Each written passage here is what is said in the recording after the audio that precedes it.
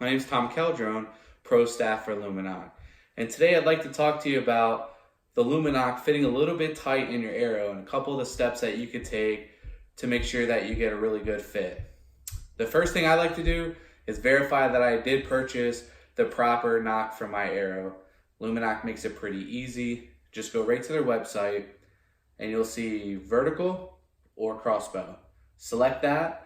Then you'll get a second menu, which will give you a list of all the arrows. Then select your arrow and it'll give you the proper nock, for your arrow type. The second thing I like to do is once I verify that I have the proper nock is, I like to take my nock and I do a fit test. And get it in there, wiggling around. And you get to the point where you can't quite get it in there. Can't push it in with your hand. And it's really, really hard when you're trying to push down on the table.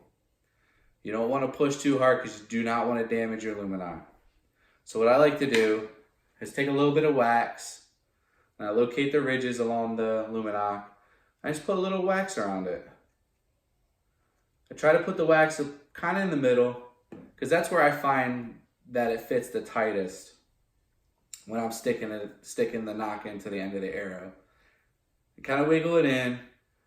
And even then, sometimes the wax is just not enough to quite get it all the way in there. So what I like to do is locate the 5 ridges that are on the nock.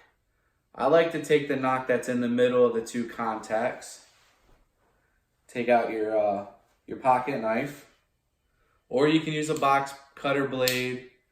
What I like to do is just kind of get in there and just shave a little bit.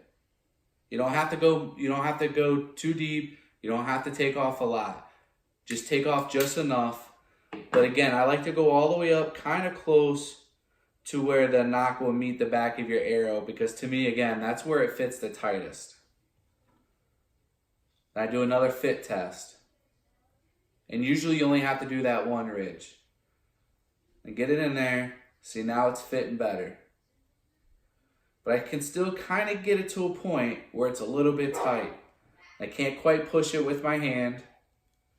So what I do is just give it a little bit of pressure. It takes about 20 pounds or so, but you'll hear it click in and activate the arrow. And what I like to do, me personally, is I like to give it a little wiggle side to side to turn my nock off. And those are a couple of the steps that I like to take to make sure that the nock fits properly on my arrow. Again, the biggest thing is to make sure you guys order the right nock.